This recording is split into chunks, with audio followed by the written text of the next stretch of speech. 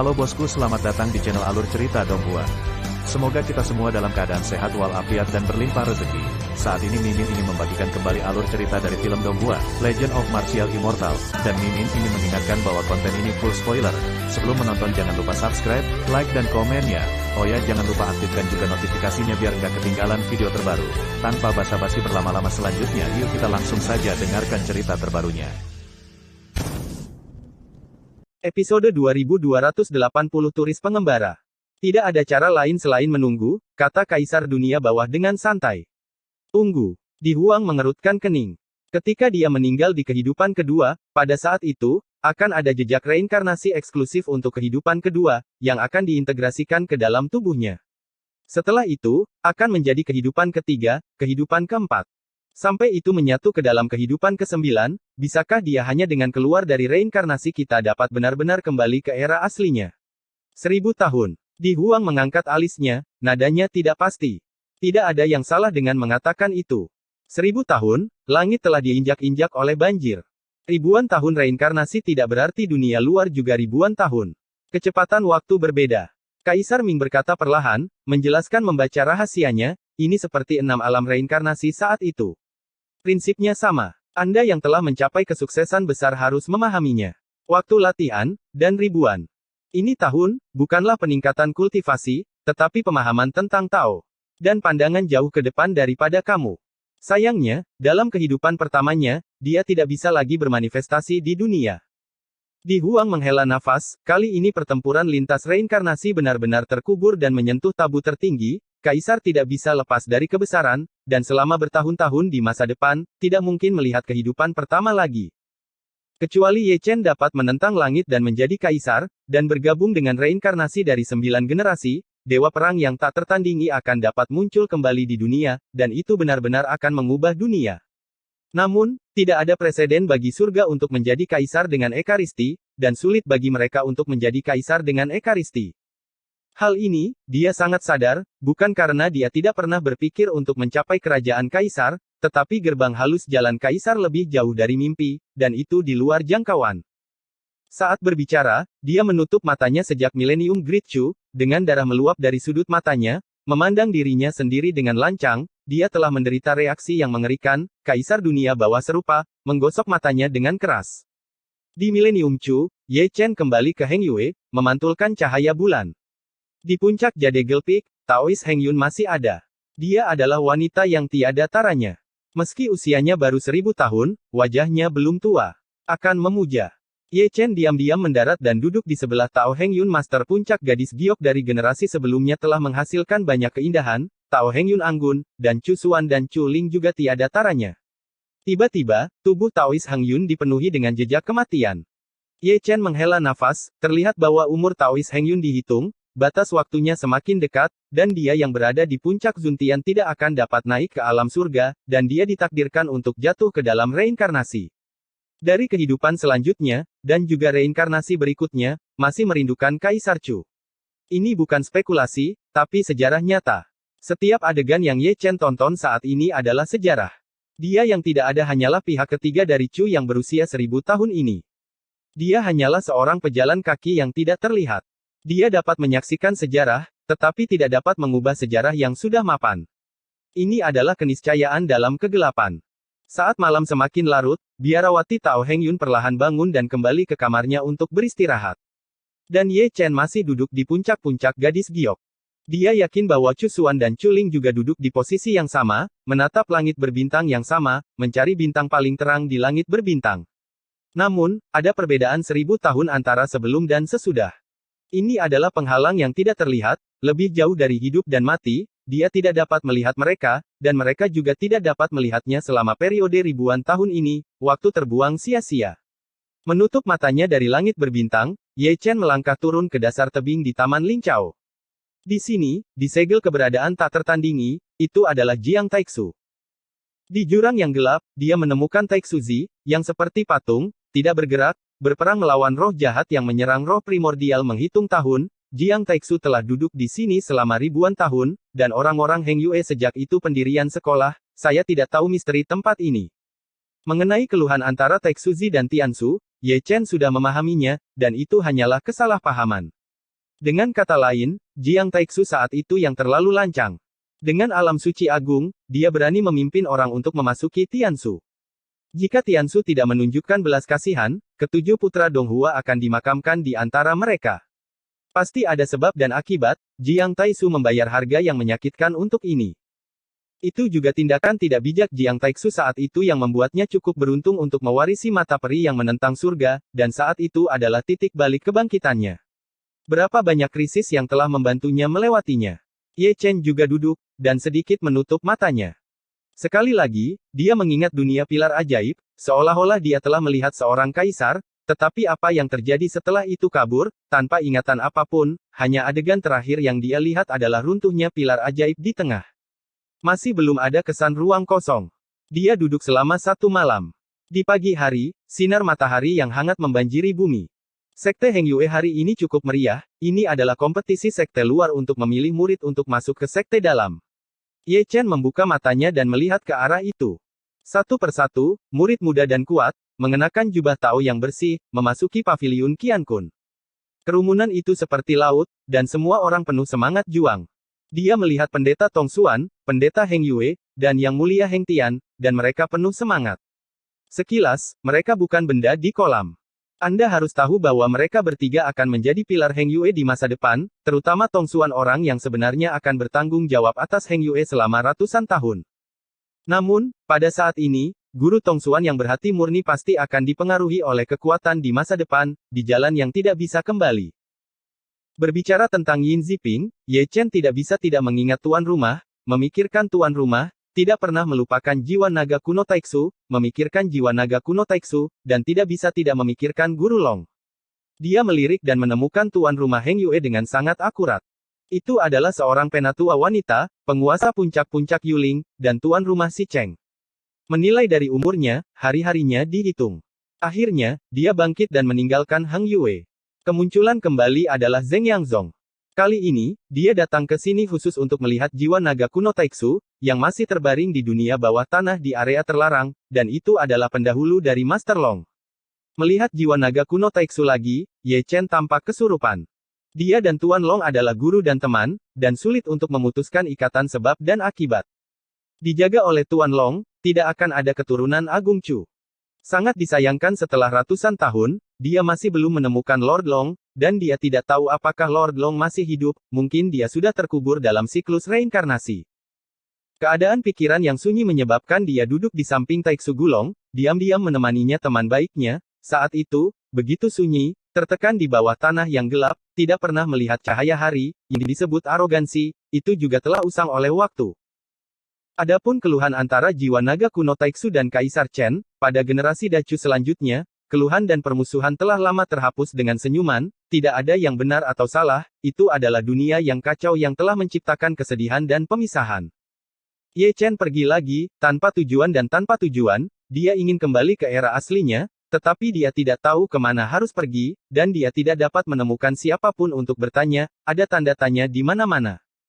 Dengan cara ini, dia berhenti dan pergi ke banyak kekuatan, dan bertemu nenek moyang yang keras, beberapa yang bermusuhan, dan beberapa yang telah lama dihancurkan. Melihatnya sekarang, hatinya setenang air. Sudah lama sejak itu, menghilang seiring berjalannya waktu. Setelah berjalan, kami tiba di Beihu. Dalam konflik kepentingan, tidak ada kekurangan perang di tanah Chu Utara, dan banyak kekuatan rumit, terlebih lagi di Chu Selatan. Ye Chen berjalan sepanjang jalan dan menyaksikan sepanjang jalan, melihat banyak pembunuhan, melihat asap perang, tetapi tidak dapat campur tangan dalam sejarah, juga tidak memiliki niat untuk campur tangan dalam sejarah. Dia pergi ke 5 tanah terlarang, mengunjungi pegunungan 100.000, berhenti di Dongling Guyuan, menatap Laut Panlong, pergi ke kota kuno Tianlong, dan pernah tinggal di keluarga Tianzong.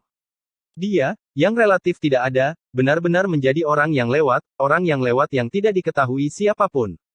Jalan yang dia lalui saat itu, sekarang, tidak buruk, dan dia melewatinya lagi. Pada malam berbintang, dia datang ke Yan Huang. Saat ini, Yan Huang belum hancur. Hong Chen sudah menjadi generasi ke-97 guru suci Yan Huang. Beberapa murid di bawah kursinya, seperti Zhong Kui, Zhong Jiang, dan Zhong Xiao, juga ada di sana, tetapi mereka semua ada junior. Di usia yang sama. Di malam hari, Hong Chen berdiri di puncak gunung, diam-diam menatap langit berbintang. Ye Chen jatuh dari langit dan berdiri berdampingan dengan dunia manusia. Dia memiliki wajah yang identik, yang cukup menarik pada pandangan pertama, tetapi ditakdirkan bahwa tidak ada yang akan melihatnya.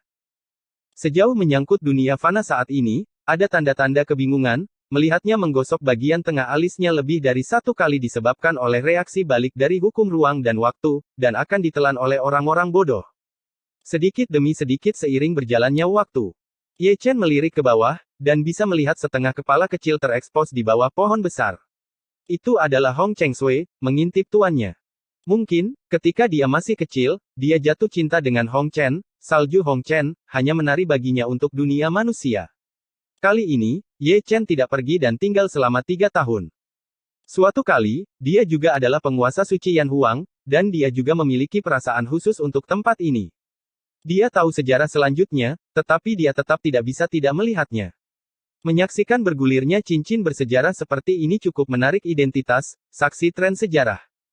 Selama 3 tahun, di bawah kepemimpinan Hong Chen, warisan Yan Huang semakin kuat dari hari ke hari. Beberapa murid sejatinya juga telah memenangkan kehormatan dan memenangkan warisan sejatinya. Sebelum mereka muda, mereka terkenal di Siling, dianeksasi banyak kekuatan, dan menjadi terkenal. Banyak perang dimulai. Selama 3 tahun, Ye Chen masih belum menemukan alasannya, dan hidup dalam kebosanan. Pada tahun keempat, dia pergi, mengembara jauh-jauh, dan kemudian memasuki Tianxuanmen. Mengapa Anda tidak mengatakan Tuan Muda Ye beruntung? Selalu pada waktu yang tepat, saya akan melihat Dong Huang Taixin melepas pakaiannya, terutama ingin bersih, dan berlari ke Xianqi untuk mandi lagi. Tidak banyak foto, Ye Chen tidak akan pernah melewatkannya, dan berjongkok di sebelah kolam peri, menatap lurus ke arah Dong Huang Taixin, memperhatikan wanita cantik yang mengayunkan air. Dia masih sangat berdedikasi pada pekerjaannya, hidungnya mengeluarkan banyak darah, dan matanya tidak berkedip. Apalagi lubang otak pria ini umumnya tidak hidup. Saya selalu berpikir, Dong Huang Taixin ada di Dacu, dan dia akan tinggal selama ribuan tahun, bukankah itu kosong dan sepi? Mungkin, di tengah malam, diam-diam saya akan masturbasi, jika ada gambar seperti itu asli asteris-asteris, pasti edisi kolektor di antara edisi kolektor. Namun, dia masih terlalu banyak berpikir, baik memikirkan hal-hal seperti masturbasi, itu tidak akan terjadi pada Dong Huang Taixin. Setidaknya, dia jauh lebih dapat diandalkan daripada dia, kaisar ke-10 dari cucu. Setelah mandi, Dong Huang Taixin kembali ke hutan bambu kecil, membelai rambutnya yang basah, mengenakan pakaian peri setipis sayap jangkrik, yang menonjolkan sosoknya yang indah, setiap inci kulitnya bersinar dengan kilau menawan, samar-samar Ye Chen merasa segar ketika dia mencium aroma seorang wanita. Di bawah bulan, Dong Huang Taixin mengeluarkan sehelai rambut indah dan memasukkannya ke dalam tas kecil, lalu mengangkat matanya untuk melihat langit berbintang, matanya kabur dan ekspresinya kabur. Ye Chen mengenali bungkusnya. Ketika dia meninggalkan Dacu untuk mencari reinkarnasi, Dong Huang Taixin memberinya bungkusan, yang untuk Jian Fei Dao. Dan sehelai rambut itu adalah benang manusia Yue Lao, Dewi Kunlun Su, dan Dewa Pedang yang mencintai surga. Hubungan ini telah berlangsung bertahun-tahun. Ye Chen terdiam, melihat rambut indah Dong Huang Taixin. Dia juga ingat bahwa pernah ada seorang wanita yang juga memberinya sehelai rambut, yang merupakan seorang suci wanita. Mengapa kamu melawan langit? Ye Chen bergumam. Dia berada dalam keadaan pikiran yang rumit tentang orang suci wanita yang telah menghina prestise tubuh suci, dan dia tidak akan pernah berpikir bahwa tubuh suci wanita yang sangat dekat dengan Dacheng akan benar-benar membantu iblis itu. Perasaan ditipu benar-benar tidak baik. Justru karena dia menganggap tubuh suci wanita sebagai kerabat seperti Di Huang sehingga dia tidak berdaya sepanjang jalan, dan dia tanpa syarat menyerahkan setengah dari sumber asli tubuh suci untuk menyembuhkan lukanya. Sulit baginya untuk menerima tipuannya, dan sehelai rambut yang dia berikan ditakdirkan untuk tidak menjadi hubungan cinta, dan benang manusia Yue Lao tidak bisa menuntunnya. Ye Chen, mengapa kamu menentang langit? Kata-kata gumaman ini terdengar lebih dari sekali di malam yang sunyi. Dan keraguannya persis dengan keraguan dunia. Pada saat ini, semua kuasi kaisar dari Great Chu Tianxuanmen di era aslinya sudah duduk tegak. Dong Huang Taixin, Yue Huang, Dewa Jenderal Tianjiu, Si Ken, Zheng Zun, dan Si Emo semuanya hadir. Adapun santo wanita, mereka dilarang di kuil. Ada segel di sekujur tubuhnya, dan ada 9 senjata kaisar ekstrim yang tergantung di udara untuk menekannya. Tingkat dan jumlah segel ini bahkan lebih buruk daripada Raja Dewa Keberuntungan sebelumnya. Perilaku tubuhnya terlalu membingungkan untuk dunia. Dia masih begitu diam, matanya redup, dia tidak mengatakan sepatah kata pun, seperti boneka yang kehilangan jiwanya, sesekali sehelai atau dua helai rambut menjuntai, menunjukkan kecantikan seorang wanita yang pedih. Siapa kamu? Tian Jiu berkata dengan tenang, dan yang pertama bertanya. Segera setelah kata-kata ini keluar, para kuasa kaisar yang hadir di puncak semua mengarahkan mata mereka, dan semua mata tertuju, berharap mendapat jawaban pasti dari mulut santo wanita itu. Namun, untuk pertanyaan Tian Jiu, santo wanita itu sepertinya tidak mendengarnya, dan tidak menjawab sama sekali. Kaisar Zun saling memandang, merasa sangat tidak berdaya sejak kematian Ye Chen, tubuh suci wanita telah berubah menjadi penampilan ini, dan dia tidak berbicara atau berbicara, yang membuat semua orang kehilangan kesabaran. Sebaliknya, putra pesawat dan orang suci mengetahui beberapa informasi orang dalam, yaitu tubuh suci wanita di depannya, dan Ye Chen memiliki masa lalu yang terus-menerus dipotong dan dikacaukan. Mungkin, keduanya jatuh cinta satu sama lain, atau Ye Chen yang mencoba sesuatu. Bagaimana kalau menggunakan siksaan? Seng Zun mengamati sekeliling. Seorang suci wanita yang sangat dekat dengan Da Cheng, siksa dia, apakah itu akan berhasil? Saya mendengar bahwa Dacu memiliki produk khusus. Keluar. Oke. Episode 2281 Tanda Reinkarnasi. Malam Milenium Great Chu damai dan damai. Di hutan bambu kecil gerbang Tianxuan, Tuan Muda Ye keluar dari kolam abadi, menyeka mimisannya lagi. Itu benar, mengintip Dong Huang Taixin sedang mandi lagi, Tepatnya, itu adalah tampilan yang terbuka, bahkan dia tidak percaya bahwa wajahnya sendiri begitu tebal. Selama beberapa hari terakhir, dia telah mempelajari Dong Huang Taixin secara menyeluruh. Itu tidak menyombongkan diri, tidak ada tahi lalat di tubuh Dong Huang Taixin, dia tahu semua tentang itu, dan bahkan membakar gambar seks ke matanya orang-orang berbakat di Chu akan mendapat bagian untuk setiap orang. Ini jauh lebih menarik daripada amplop merah. Itu juga karena Dong Huang terlalu cuek, jika dia tahu, dia mungkin akan menangis, apa yang kamu lakukan? Ada begitu banyak wanita di Dacu, mengapa Anda hanya melihat saya untuk penelitian? Untuk ini, jawaban Ye Chen pasti mengganggu, siapa yang menyuruhmu memukuliku sepanjang waktu? Terhadap hal ini, tanggapan Dong Huang Taixin sebagian besar keras, mengapa saya tidak membunuhmu? Aku akan kembali di lain hari. Ye Chen tertawa dan akhirnya pergi.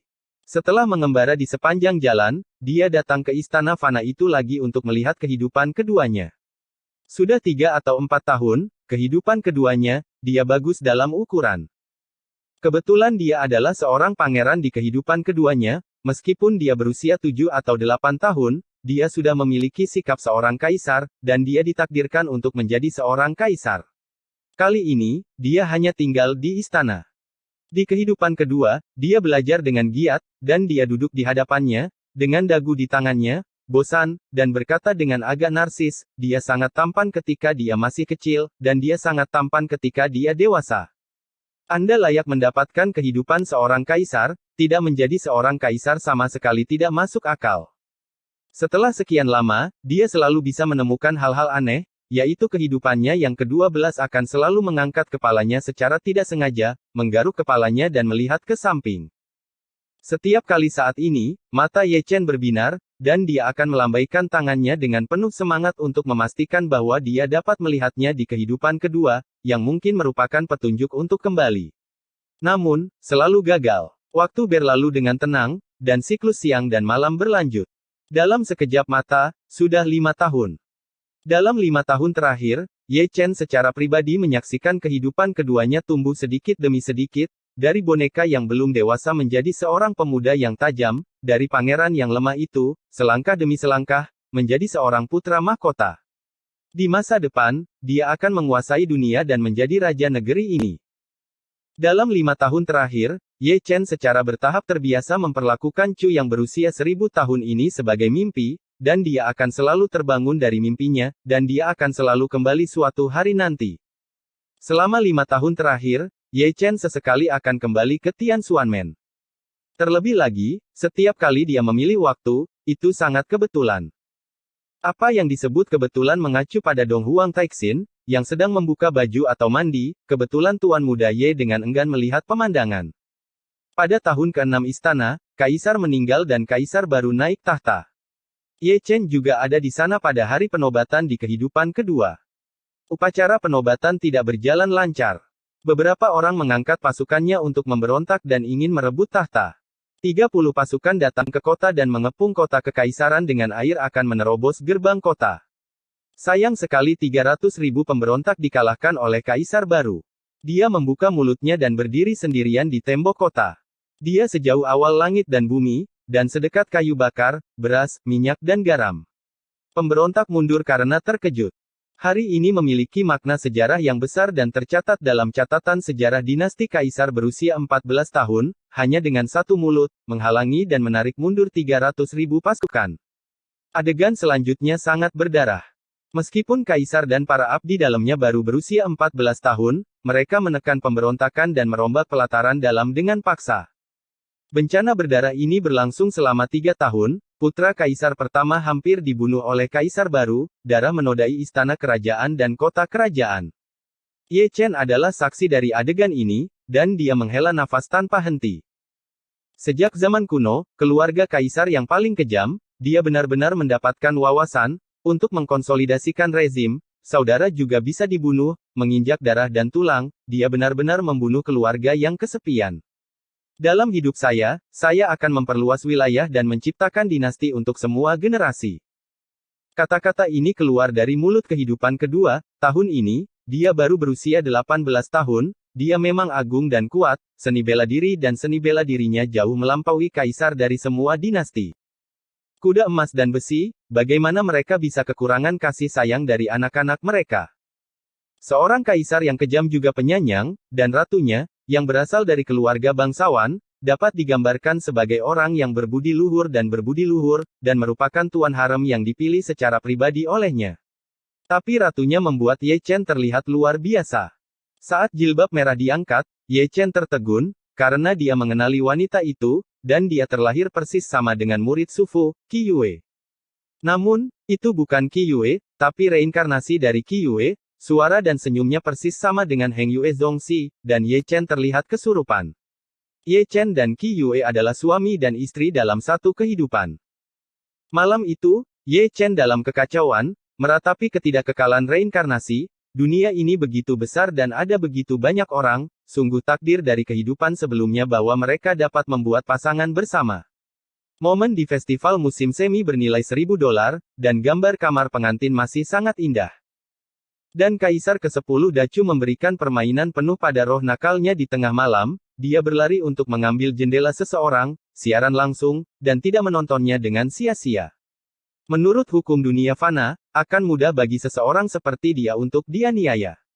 Harus dikatakan bahwa keahlian menembaknya di kehidupan keduanya masih sangat akurat. Dikandung pada bulan Oktober, Kaisar dan Ratu melahirkan kehidupan kecil, yang merupakan pewaris raja. Namun, setelah anak itu lahir, Ye Chen linglung. Itu benar, dia adalah seorang kenalan, Xiong Dahai, patriark dari keluarga Xiong di Xinjiang Selatan, Yaitu, ayah kedua Xiong meskipun dia masih bayi saat ini, Ye Chen dapat mengetahuinya secara sekilas. Generasi ini semuanya kacau. Jika dihitung menurut kehidupan kedua, beruang kecil gemuk itu harus memanggilku kakek. Aku sangat lega memiliki cucu seperti ini. Kata kesungguhan dan kesungguhan. Untuk masalah ini, saya harus berbicara dengan Xiong Er ketika saya kembali. Saya tidak bisa memanggilnya saudara laki-laki, saya harus memanggilnya kakek, dan saya harus memanggil nenek Qi Yue. Tuan Muda Ye menghela nafas, tapi dia hanya bisa menghela nafas dengan emosi. Memori kehidupan keduanya tidak lengkap, terfragmentasi, dan dia tidak memiliki ingatan tentang aspek ini. Jika dia tahu tentang hal semacam ini, pasti sangat hidup di Heng Yue. Sekarang, dia yang relatif tidak ada, telah menjadi saksi sejarah, dan dia dapat melihatnya dengan jelas, dan ingatannya yang tidak lengkap juga dipenuhi dengan apa yang telah dia lihat dan dengar. Berbicara tentang kehidupan kedua, itu benar-benar menggemakan retorikanya saat itu. Dia membuka wilayah dan memperluas wilayah, melintasi tenggara dan barat laut, hanya butuh 10 tahun untuk menyapu 7 negara kerajaan surga disembah dari generasi ke generasi. Namun, langit cemburu pada Yingji, generasi kaisar legendaris yang menaklukkan ribuan mil daratan, tetapi gagal melewati usia 30 tahun. Di usianya yang baru 29 tahun, dia mengantarkan tenggat waktu untuk kesuksesannya. Saat dia sekarat karena sakit, ada harapan di matanya, dan dia ingin hidup 500 tahun lagi. Hidupnya sangat cemerlang, dia menekan pemberontakan pada usia 14 tahun, menghancurkan istana kerajaan pada usia 17 tahun, dan menyatukan 7 kerajaan pada usia 28 tahun, mendorong dinasti ke puncaknya. Ye Chen juga ada di samping tempat tidur. Meskipun dia tahu itu adalah sejarah, dia tidak bisa menyembunyikan kesedihannya. Kehidupan keduanya seharusnya tidak mau. Dia telah menggambar cetak biru besar, tetapi dia akan mati muda. Diiringi dengan lolongan dan tangisan, Kaisar menutup matanya yang seperti elang dengan sangat enggan, dan melangkah ke reinkarnasi berikutnya dengan keengganan dan kesedihan. Mengapa? Ye Chen menghela nafas, tiba-tiba berbalik, dan ingin pergi. Tapi saat dia berjalan, dia tiba-tiba menoleh ke belakang dan kembali ke samping tempat tidur lagi. Tapi melihat alis tubuh kedua, ada lingkaran cahaya yang berkedip-kedip, dan sebuah tanda dikumpulkan, tanda reinkarnasi ilusi, yang terbang perlahan dan menyatu ke dalam tubuh Ye Chen. Ye Chen kesurupan sesaat, dan tubuh sucinya bergetar. Melihat ke dalam tubuhnya, dia dapat dengan jelas melihat jejak reinkarnasi itu, samar-samar terlihat, mengandung kekuatan reinkarnasi, itu adalah kekuatan yang tidak dapat dijelaskan, misterius dan halus, membuat orang tidak dapat diprediksi, tetapi Ye Chen tahu, itu adalah reinkarnasi. Aku mengerti. Mata Ye Chen berkilat, seolah-olah dia telah memecahkan rahasianya, dan dia juga tampaknya telah menemukan harapan untuk kembali, dan harapan ini adalah tanda reinkarnasi.